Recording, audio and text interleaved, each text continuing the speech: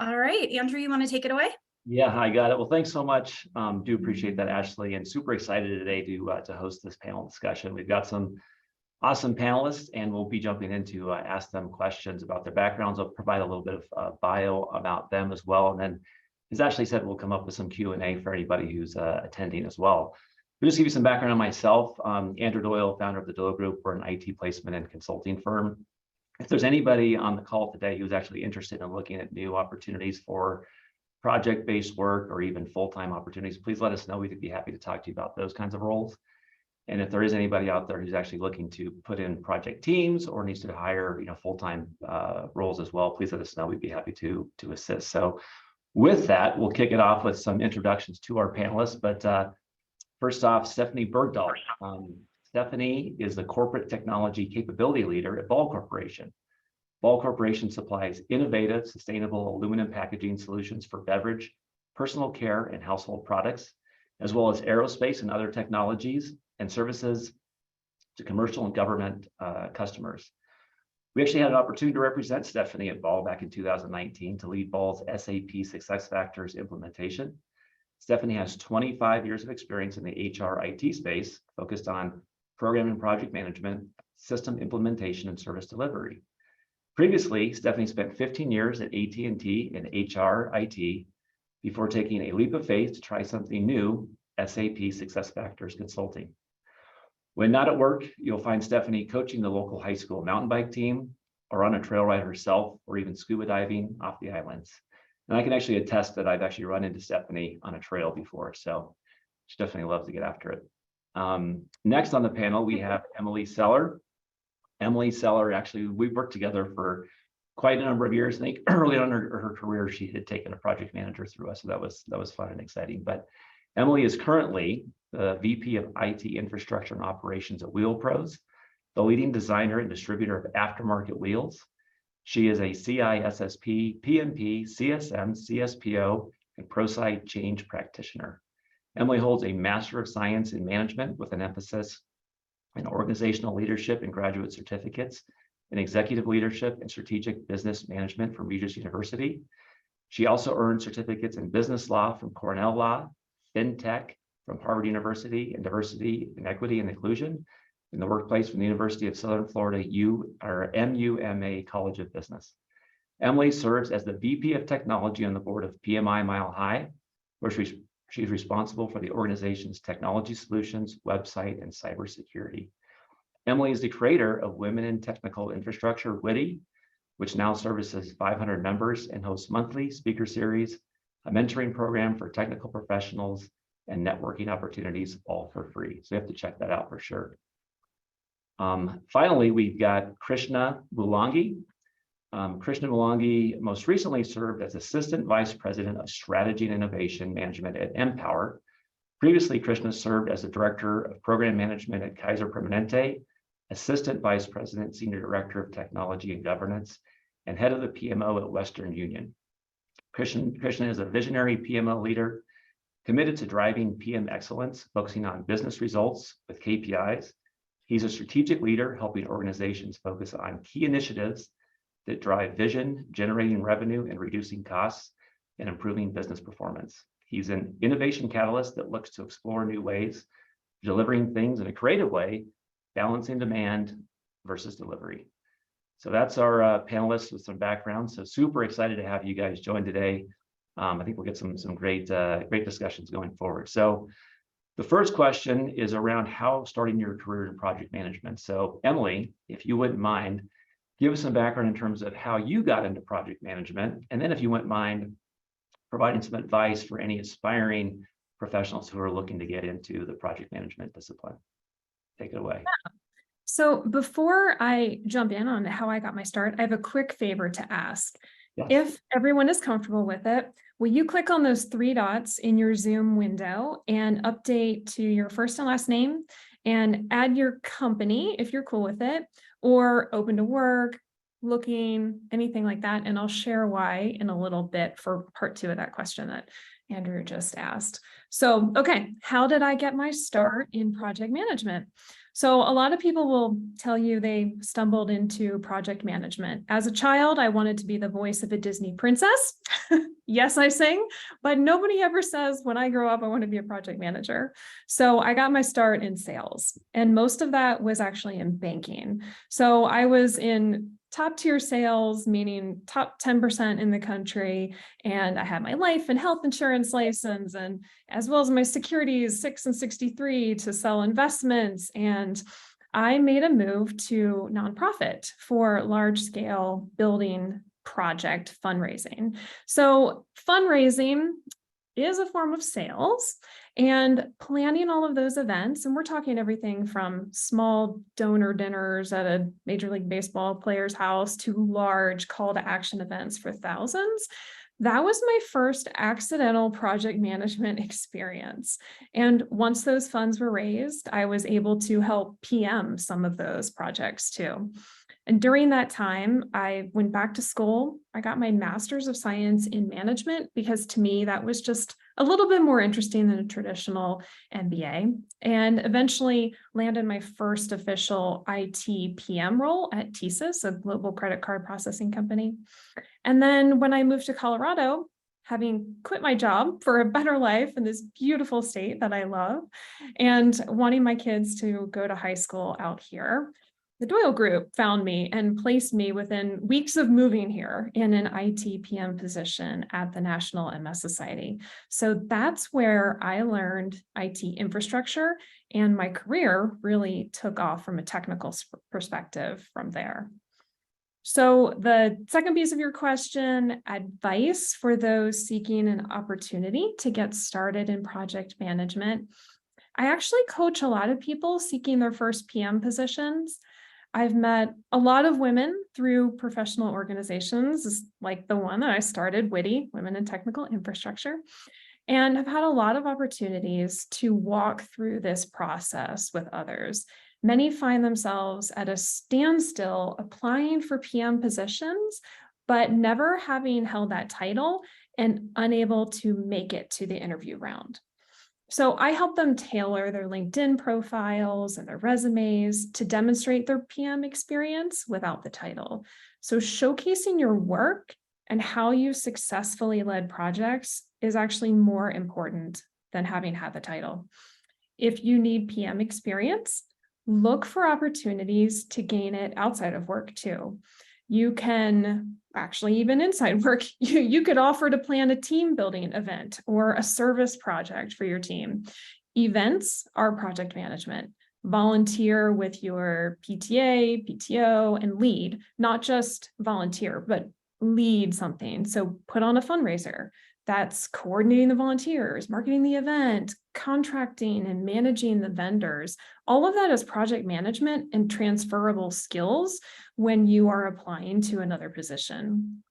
I also recommend getting involved with any nonprofit that you can and lead there too. There are plenty of organizations looking for PMs, and if you're looking for the experience, why not unite? Also, I'm going to have to put in a plug for the Project Management Institute. Get involved in our local chapter. We're called PMI Mile High, and we have close to 5,000 members. I think that we are the 6th largest chapter in the world. So there are a lot of PMs that you can meet through that organization. There are a lot of volunteer opportunities there. And we're even planning, I think it is late summer or fall, to do a PM Day of Service where we partner with local nonprofits and we help them create project plans that then they can run with and execute themselves. Lots of opportunities in the Denver tech community to get involved with project management. If you haven't already, I'd say sign up to attend the largest project management conference in Colorado. It's actually next Friday, the 14th at the Colorado Convention Center. It's the Project Management Symposium, and I'll throw a link in the chat once I stop talking.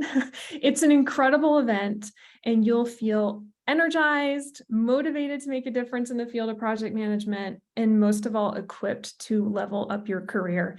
There are already over 1,000 people registered for this event. So to be in a place with 1,000 project managers in our own local community, there's nothing like it. If you are going already, I would love if you would just throw something in the chat right now that says I'm going to symposium, or I'll see you there, something like that. And maybe we can all connect at some point during the symposium, but it's going to be great. If you are interested in project management, greatest piece of advice I would say is just put yourself out there. So connect with project managers. And you never know, they might keep you in mind when a role opens up on their team. Make valuable connections on LinkedIn and attend events to demonstrate your commitment to professional growth. Another thing I do is when I'm on virtual events like this, I connect with as many people on LinkedIn as I can. You can see everybody's names listed. And for some of you, you've added your companies too, so we can be sure who we're reaching out to on LinkedIn. But join, like while you're on this call, send messages on LinkedIn, say, hey, I saw you on Doyle's project management panel today. I'd love to connect. Or, hey, that speaker, Emily, was a live wire, but I still got something out of the event. Hope to see you at the next one. But take opportunities like this to build those connections. So those are my pieces of advice for getting into project management. Awesome. Well, definitely a great overview, and we appreciate the advice, Emily. Next question is actually going to go to Stephanie, and it's really about how to define, different project resources. Is it project managers? Is it a project coordinator? Or when do you need a program manager? So the question for Stephanie is, when organizations are determining if they need a dedicated project management professional, what criteria should they be considering? When does it make sense to bring in a project coordinator versus a project manager versus a program manager? And what should the expectations of those resources be? Take it away. Great question coming off of, from Emily of, how do I get into project management? And now you're in, and what do you do with it, right? And so, I'm going to start with probably the obvious. We would all say, I have a large, complex project, great opportunity to use a dedicated project manager. Check the box. But let's explore project management a little deeper. So over the years that I've managed and delivered projects, determining the project management resource that you need for an initiative has been a bit of an art and science. I think that's how the expression goes, right? So I have found it's a good practice to do some upfront analysis on my initiative to determine if I need a dedicated project manager, a project coordinator, or even a program manager. So I want to share today kind of some of what I kind of take myself through and my team through, and I have found valuable in kind of helping make this decision. So think about the scope and the benefits and even the stakeholders.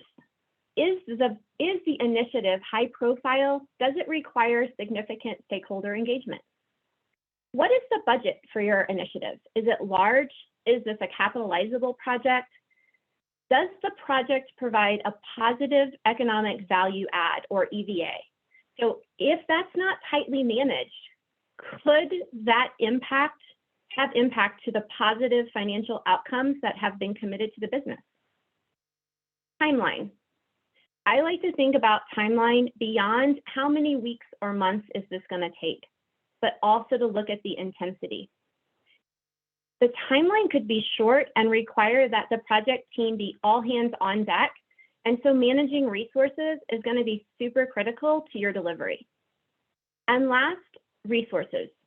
Understand the level of effort that is required by the resources needed to deliver on this project. That includes obviously your project team, but don't forget about your business resources. Is there clear alignment that those resources are committed so that they have the bandwidth to deliver?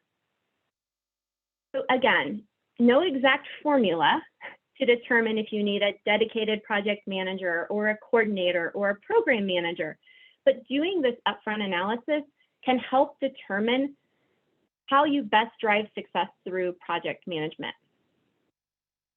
I want to talk a little bit about project coordinators. I personally have had great success in using project coordinators from a couple aspects. I've used this role as a stretch opportunity for someone who may not have project management experience or training, yet they exhibit some core capabilities of project management, such as organizational skills, attention to detail, strong communication skills. This has been a great way that I can give exposure and opportunity to someone without introducing a lot of risk to a project, and also setting that person up for success.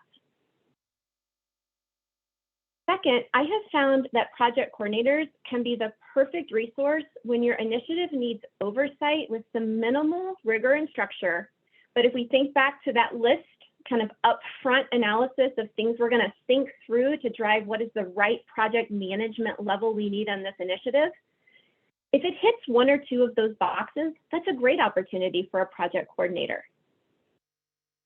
And then last, Andrew, let's talk about program management. I have found this can be a little misunderstood at times. What is program management? So what is it and when can it be valuable? I have found personally, again, program management is instrumental when you have multiple projects with interdependencies. So leverage a program manager for accountability to reconcile your project interdependencies, manage resource utilization across shared projects, driving a larger change in comms plan, and facilitating a program level governance and steering committee. So remember that typically a program manager has oversight of those projects, maybe even the project managers, but is not the project manager. And I'll close this part, this question, Andrew, with, no matter where you land with your project management, remember that this role is so much more than an admin. I often see the role underutilized. We use them to schedule meetings, take notes, track a project plan. Set this role up for a much higher level of success. Set clear expectations that this role is a leader. They are leading a project team. Their position is responsible to drive the project forward, be curious, ask questions, and are accountable to execute. And then when that PM feels that they have ownership of a project, it's truly amazing to see what they can make happen. Great insights. Thanks, Stephanie. Next question is for Krishna. Once an organization or department agrees that there's a need for a dedicated project management resource, how do you gain executive buy-in to fund this resource? What are the hurdles you have seen? And any advice on how to overcome those challenges? What a nice transition, Andrew. Oh my gosh. Great conversation, great, awesome. I have to say that Stephanie and Emily both have done an excellent job trying to position the discussion, right? And then Stephanie gave a lot of details about why you need a project manager or a project coordinator. I think what's important here is when you try to go request executive alignment, are you ready to make a case about it, right? How will you make a business case about, hey, we have this project or a program, this is what this project, it spans like X number of work streams or resources, and this project requires so much of coordination, support, dependency management. A lot of times, what people don't think is project management is somebody just kind of like an orchestrator, right? It's not really as simple as that. That's probably misunderstood, right? Project management, I give 3 simple tips for everybody to keep in mind. Think about your scope, schedule, and budget. These are the 3 things, 3 levers anybody could take, play with them, right? So somebody needs to be there at the center of this, managing all these 3 opportunities within the project. So if you are able to quantify and say, hey, here is a project, here is the scope we are trying to deliver, the value it's going to bring to the organization is X amount of dollars.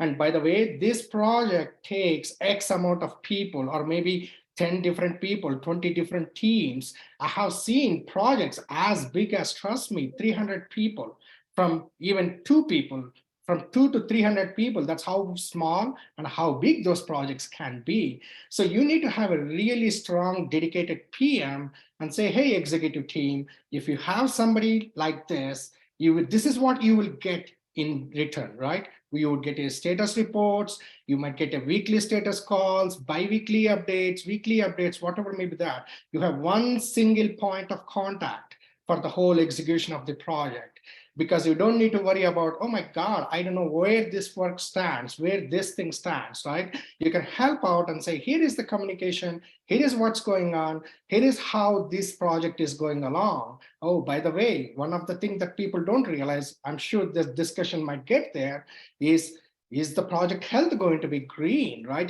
Things are not going to be good. How would you know? There has to be this dedicated person or individual that can help to monitor the execution of the project, help it execute and be successful with that. So that's how I would say we need to have a really crisp information about strong business case about here are the details, here is the scope, here is the schedule, how long it's going to take, and here is the budget. And I believe this project, by the way, by the time you get to, do you need to fund a PM? The project is already prioritized. The project is already funded. So you can say, hey, we have the funding, we need a resource, and here is how we go about it. So that's how I would approach it. And second part of the question, where you touched on what hurdles, what challenges you have seen, common things from the executive team. Do you really need a new PM on this project? Can you share a PM, right? Yeah, sure, I can share a PM, but the quality may not be as good as what you want to be, right? Or you can say, here is having this project requires so much of resources, so much of dedicated effort and focus attention. Knowing that, having a dedicated PM makes so much more sense. And we can have one single point of contact for failure or success of the project. And this guy can be your go-to guy for the whole project. Even the team, typically what team does is, they're struggling between communicating across both the teams, right? And they need somebody else that needs to be in the middle of that. So this can be this PM who can sit between the teams, help establish the collaboration, communication, make it be a great success. So challenges can be many. I know I briefly touched on a couple of them, right? Executives are going to push you back. How do you support the case, right? How are you going to help them and say how this resource can bring value to the project?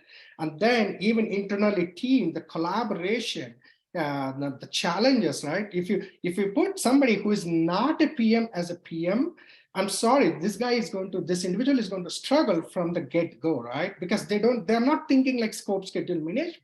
They have not been around the block. So that's the expertise of having a PM on the project and helping it to be successful. Cool.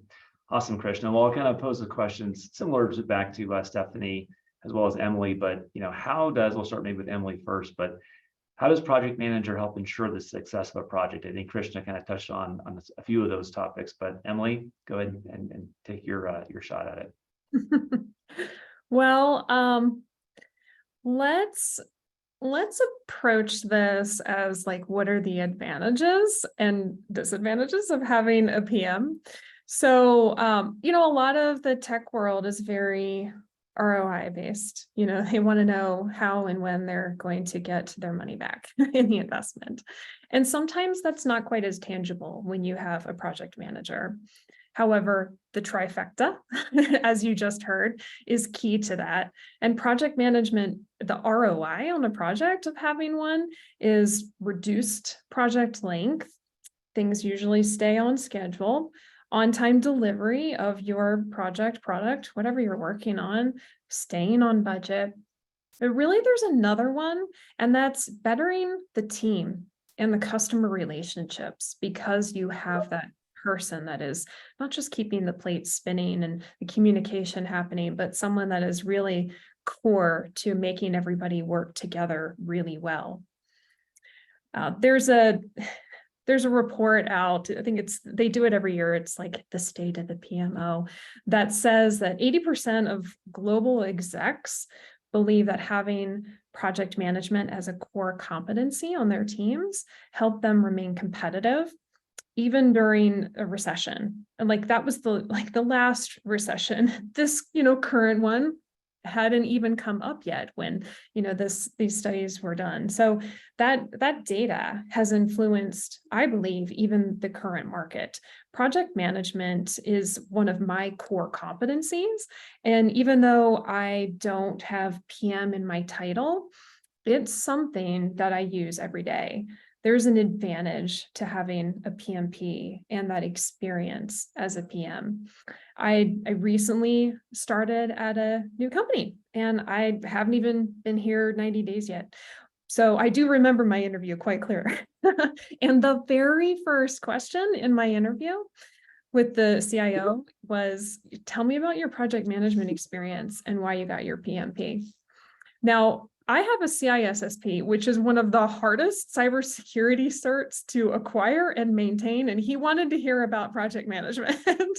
So I honestly knew from that question that he saw the value in project management, and I shared how I use my project management knowledge to unlock productivity, prioritize work, and execute.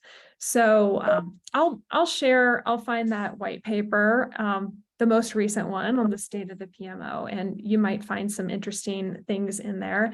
And, when I share articles like this, and, I do this on LinkedIn too, read those kinds of things. And if you're looking for a PM position, if you're interviewing for one, start using some of that verbiage that you see in these articles, like the value of PMO.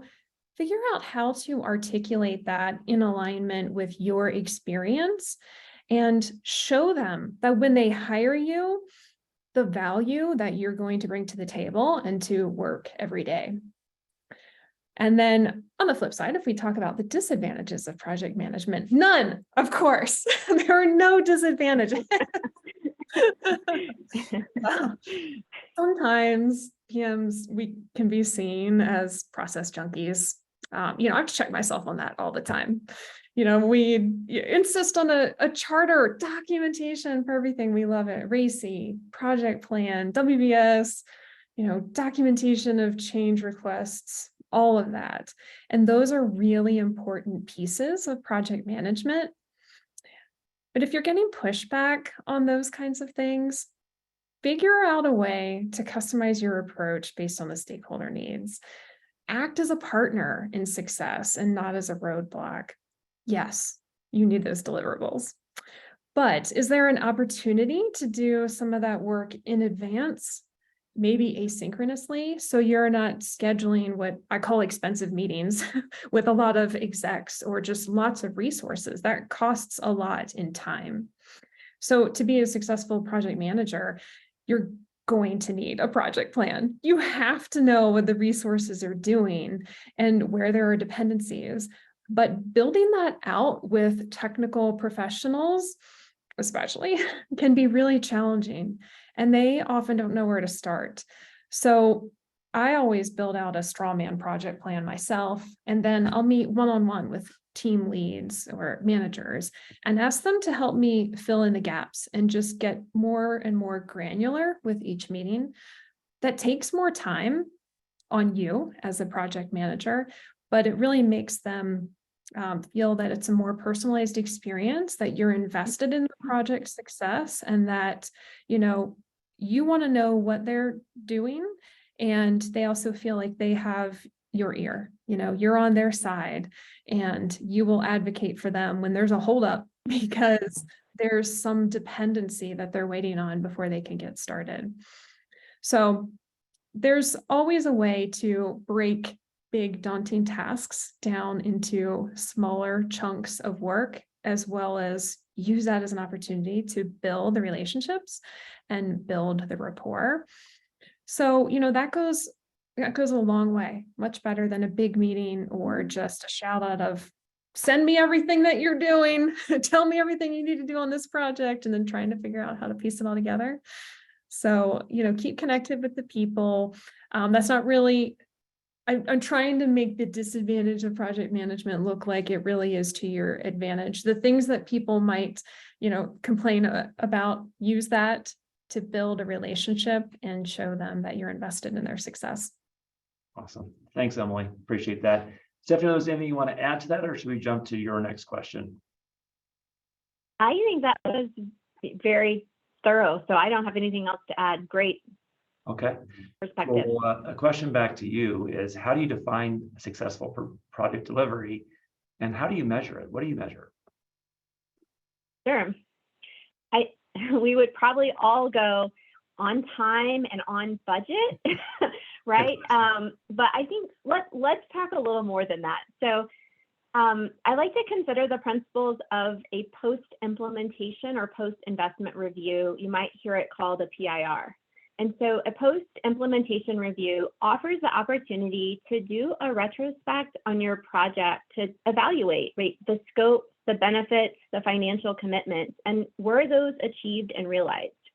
So that's great. I would really encourage you to do that kind of up front in your project as well. So retrospect is great, but use this as an opportunity as you're kicking off your project, right, to tie in the components of a PIR, post-implementation review, to define those scope, benefits, and financial commitments that were made as a part of the business case, and pull those in as project principles. Then I would recommend use a governance or a steering committee process by which then the project team is held accountable to those. So on a monthly basis, where are you and how are you tracking to those commitments that you've made and that have been made as a part of the project? And that allows you to kind of get back on course if you're getting off course. So I highly recommend post-implementation review, retrospect after the project, great. Tie in lessons learned, evaluate your project and program management and governance. Take it a step further, evaluate any third-party vendors who were tied into the project and how was their performance and would you use them again? But don't just wait until the end of your project. Pull that forward, do it at the beginning, do it all the way through so you can tick and tie, you can flex, and you can react and respond along the way and then you're going to be much more successful in meeting those business commitments. Love it. Thanks for sharing. These questions are really around kind of mitigating risk, which Stephanie did a great job of explaining. Krishna, around that mitigating risk question, question for you is, how do you scope a project and how do you avoid scope creep and change orders? How do you manage risk and issue management? What is your take on it? Yeah, that's a great question, Andrew. Right, to me, I would start before even you start scoping the project. You need to partner with your business, right? Whoever is starting that. A lot of times the project starts with, trust me, one-liner. They're all they're saying is, this is what I want to achieve. So when you get your project started with that one-liner, you need to establish that relationship with your business partner to understand what are they really trying to achieve, and partner with a business analyst as well. That way they can partner with your business sponsor and analyst together. They can try to start to craft out the details behind, okay, I want to realize $10 million revenue by implementing a new project or new application system. That's great. It sounds really simple and easy, but the devil is in the details, right? So you need to start to build that detailed plan behind, okay, here is what I want to do, and then start to say, here is the scope we're trying to go after. Then you need to quickly partner with your technology team, understand how complicated, how big it is, because that's where a lot of the challenge is going to be.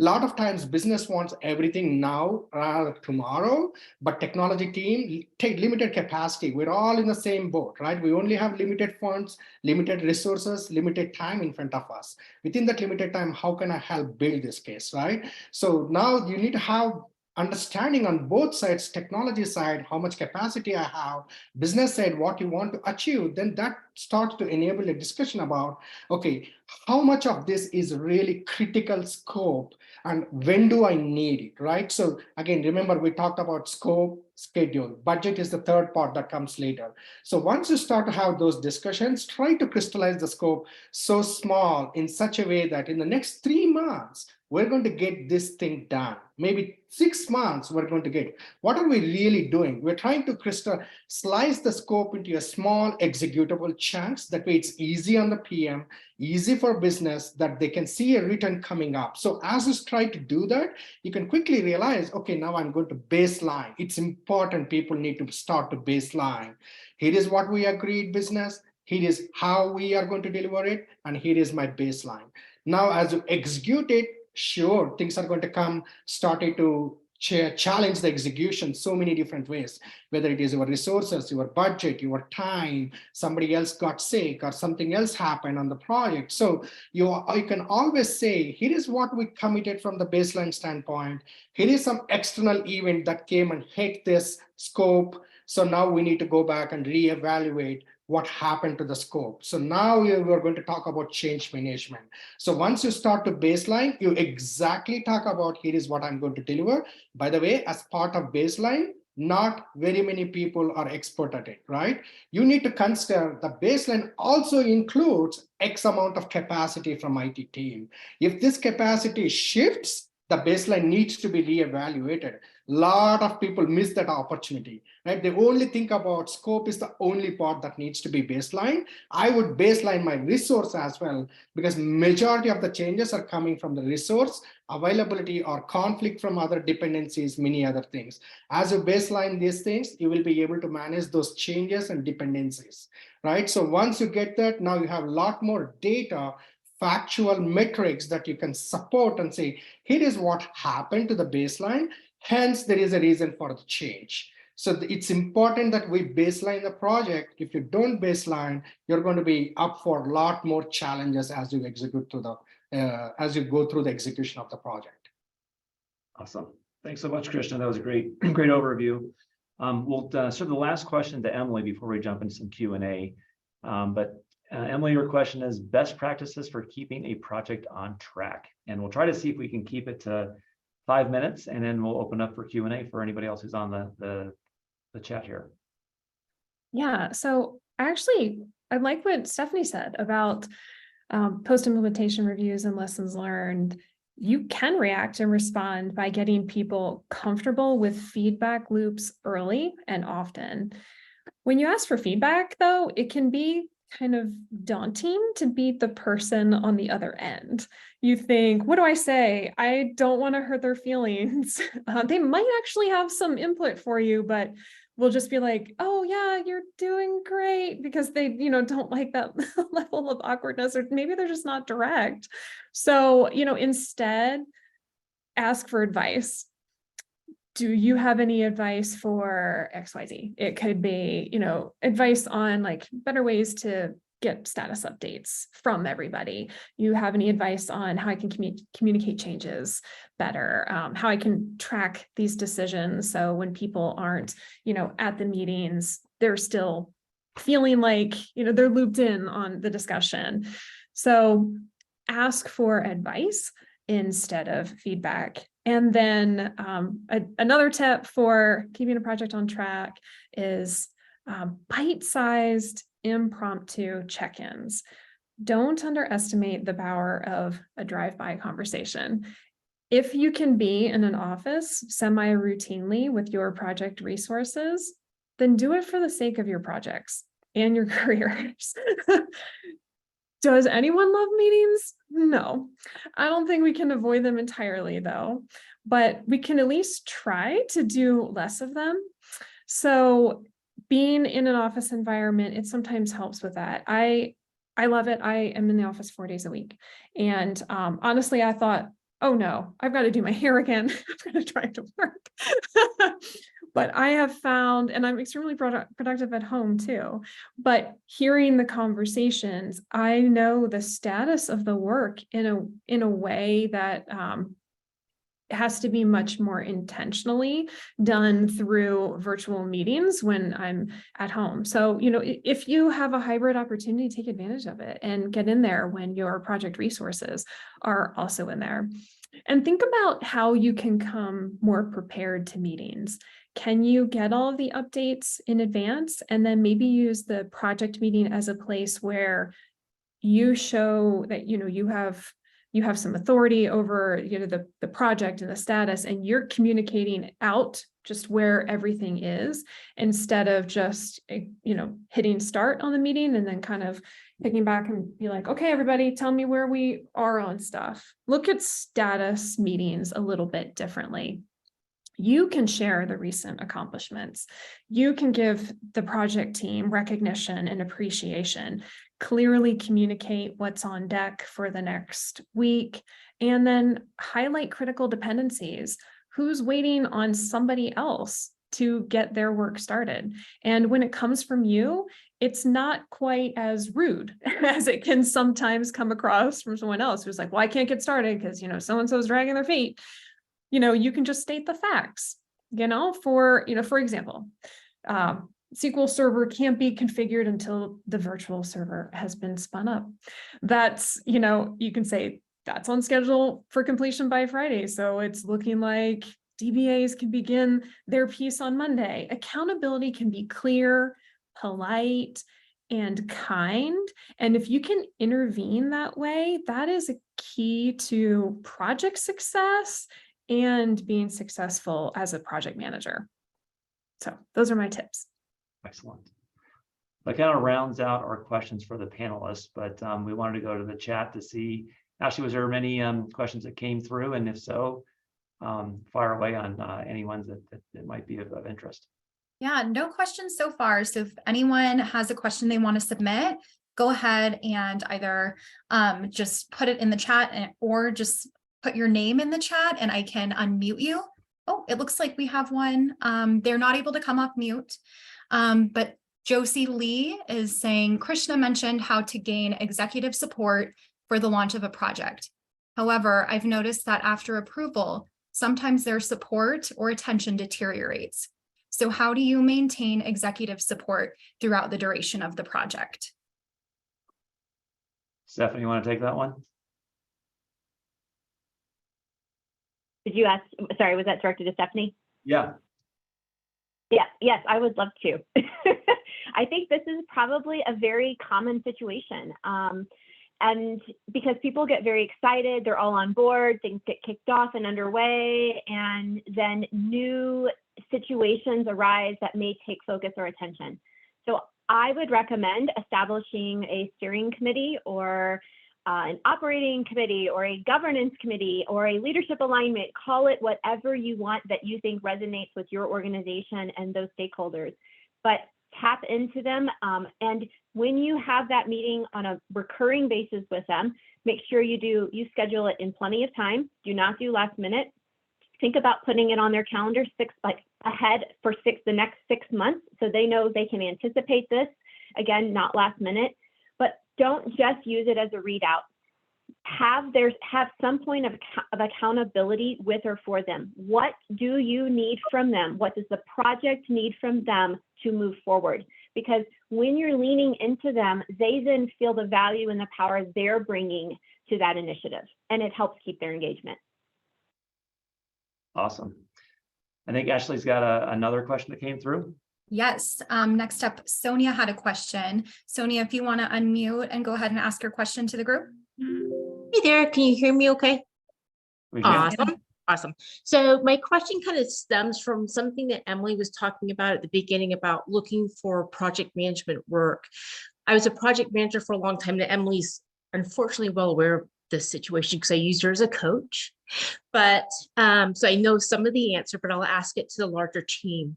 I worked as a project manager for quite a long time, and I loved it. And I knew that was something I wanted to continue. When I lost my job, I had a hard time convincing hiring managers that I could manage projects that weren't learning and development, that I had transferable skills to other functions and businesses. So I'm wondering if you guys have tips for people who are in similar situations, because there's a lot of people who are going through layoffs from one industry. They might be looking at going into another industry and so on. So the question's about those transferable skills, it sounds like. Is that correct, Sonia? Yeah, and being able to sell it to somebody, like for me, learning in the Denver metro area, there's a lot of finance companies, communication companies, etc. So it's a different function altogether. Gotcha. Who on the panel would like to take that one? I feel like you need to, Andrew. This is your sweet spot. Yeah, no, I think I think the biggest way about actually finding new opportunities, I think they still say 80% of all opportunities are found through your connections. And don't think of it as just the connection of this is someone I worked with, right? It could be a friend, could be a summer barbecue. Just let people know what your experiences are, your capabilities are. And then Emily had touched base on this as well, is get involved in the community, right? I remember in 2009, when I first started the company, I spent so many conversations with people that said, hey, Andrew, I'm looking for a job. I was the last executive at the company to turn the lights out, and now I need a new opportunity. And I'd say, well, that's great, but what have you been doing to do any of your networking? And they'd say, oh, I'm just so busy. I got family, work's been really hectic. I just have not kept up my connections. And I would say, well, hopefully this is a lesson learned that going forward, you're going to do your best to stay in touch with former coworkers, talk to vendors, just putting yourself out there. I mean, it is part of your career development is to continue those relationships. So I would say, definitely work through the network to let people know, because it is so helpful if you've got someone like an Emily or a Stephanie or a Krishna that says, I've worked with this person, or they've mentored them, or whatever it could potentially be. That can be super helpful. Andrew, it's Stephanie. Can I add to that too? Because I think that's great on your networking perspective. And I want to tie into something that I think hit home for me that she said is, how do you take that skill set from, if it was learning and development, if that was the specific area, and how is that transferable? I would say rethink your LinkedIn profile and your resume, because we probably tend to write about what's most comfortable to us. And that's great, but lean into what your experiences were in that space, not that subject area as much. So the leadership and the successes and the opportunities where you made a difference, or succeeded in something, or drove something, or led something, or started something, that doesn't matter what the functional area was, right? That talks about you as a leader and a person and a professional. And so lean into those types of competencies more so than the specialty area. If I could add one small bit on top of that, I think Stephanie was spot on, right? Resume, does your resume speak the project management language, right? It's great that you have those transferable skills, and do those skills reflect on your resume is the most important point. A lot of times what we don't know is, yes, you touched on networking. Emily touched on this too, right? Networking is so critical. How many people you know, how much you know. The third part is, a lot of times you get into the job, you don't know anybody. So the only thing they're seeing is your resume. Then you are not even having an opportunity to talk or express, share. So your resume has to speak the language for what the job description is looking. You might need to customize resume for every single job. Trust me, guys. I have been around the block long enough. You may not like it. We may not like it. I hate it, but that's the reality. You got to customize your resume for the job and make sure the skills are reflected for the job. Well, it's funny, this just actually came up this past week, but there was a client that was reviewing a candidate's resume. It might have even been a project manager. And, sometimes people are like, well, this job is very similar to this job. And they kind of cut and paste at each job. And when you're reading a resume and you see that, you kind of say to yourself, is this person just too lazy not to update where they're at? You might think that you're being efficient by just, restating what you've actually already have done.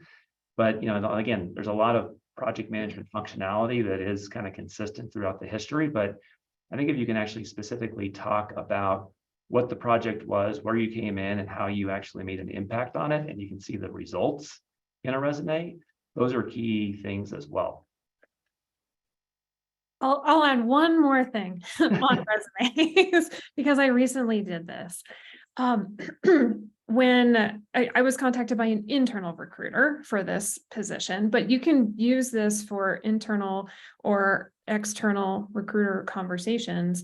We had a great conversation over the phone. He asked me to send him my resume. And of course I did customize it towards this role, wanting to highlight my experience with the needs of this position. And when I sent it to him, I I really put an honest ask out there before you share this. Can I get your feedback on my resume? Because I want to make sure that you're presenting the best, candidates. And if you feel like there is more that I need to add on here, or if you're seeing any gaps, I would love to have those conversations now before it basically gets wiped, and I'm not in the pile anymore.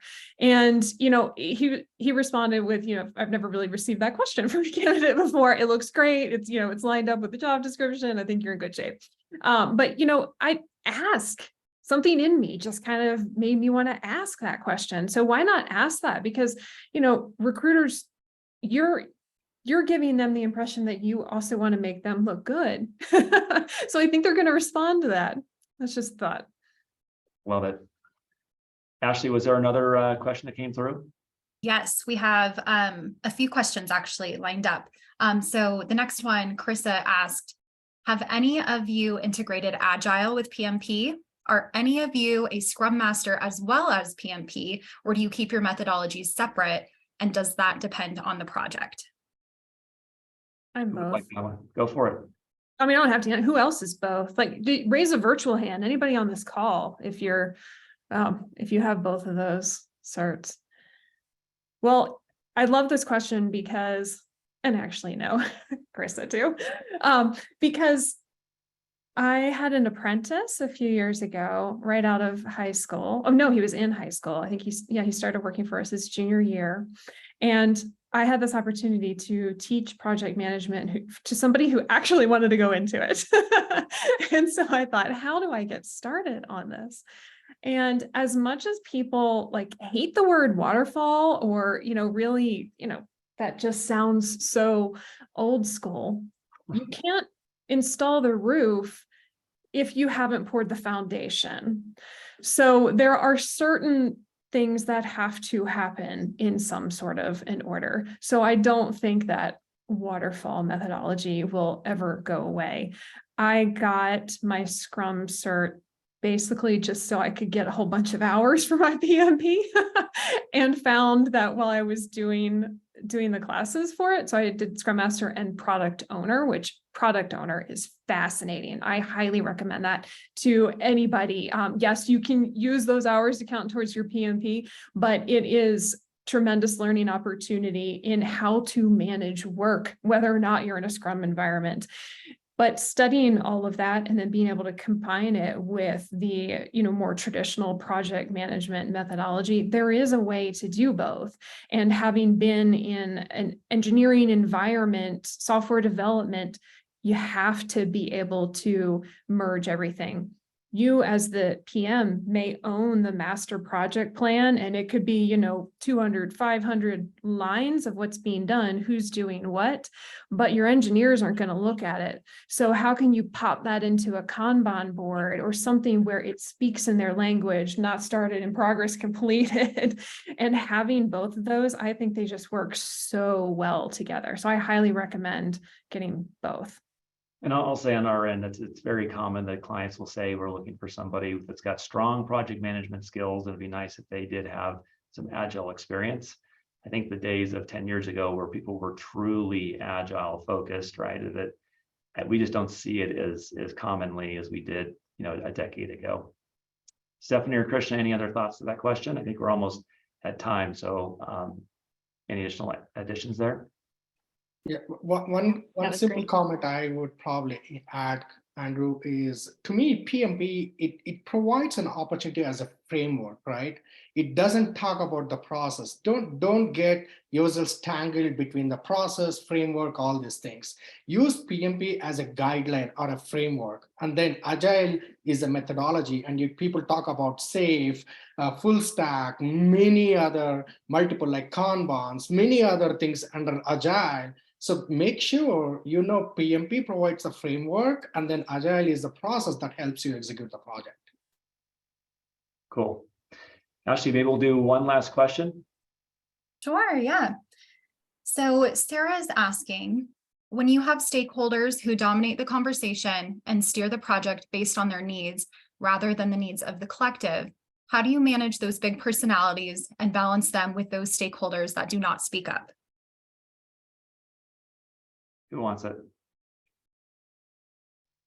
I'll take it. I live this as well. So it's tough. No lie, it's tough. I would say have an offline conversation with that stakeholder who tends to dominate. Not to hit that head on, but there might be something going on that person is missing or not connecting the dots with, or feels like is not being handled, and there's a reason that they're pushing, or they have that more dominant approach.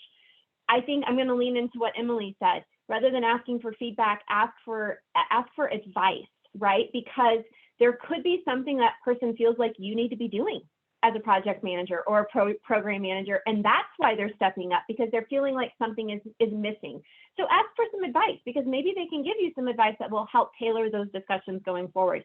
And then lastly, for the ones who are not maybe speaking up as often, call on them. It's uncomfortable for you, it's uncomfortable for them, but their feedback is important. And sometimes the quiet people have the best feedback. So, and maybe even start offline with them too. Have an offline conversation to gather some feedback with them, but don't hesitate to ask them questions in the meeting. Pull them in and help them get engaged. Love it. Emily or Krishna, any other thoughts on that? No, I was going to say that almost similar thing, Andrew. It's relationship, right? What's most important for the success of your project is building that one-on-one relationship, not just with executive sponsors, even on the technology side, whoever are the key players. Start with identifying who are the key players for this project to be successful. Have those one-on-ones. Don't always rely on executive steering committee meetings that Stephanie talked earlier, right? Those meetings are important to bring multiple people, multiple points of view to the discussion, help resolve those things, right? But otherwise, you have those one-on-one building relationships, maybe every other week, maybe every once a month, right? Depending on the need, that will really open the door for you to solicit that feedback that Emily was talking about. You need to provide them. Some people are shy. They just don't want to speak in large number of people. And I'm like, you know what? In one-on-one sitting, I'm going to speak a spade is a spade, right? It's going to be hard. Let's be honest about it. And that will really open the door for a lot of unknown things that you haven't thought about. Love it. Ashley, was there anything else? There is. I know we're close on time, so anyone that has to hop off, please feel free. And thank you so much for joining us. But we did have two more questions. The first one, what are the biggest trends or changes you are seeing in this field currently?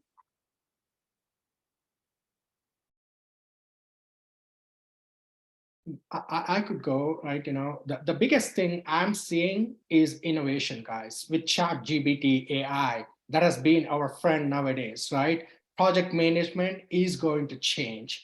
Be open to what your organization is doing, right?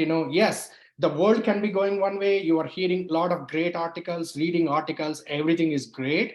But unless your existing team, the organization is ready to adapt to those things, you might be putting a cart in front of horse. So you need to understand what's happening in the world, realize what's happening, and then be ready to apply. Don't be shy about it. Maybe your management, your leadership is not ready for it, but when you propose the idea, they might be open to it. Oh yeah, you know what? I haven't thought about it. Let's be open about it, right? So that's where I would say be open about it, absorb the knowledge, try to introduce the opportunities when they come up. Cool.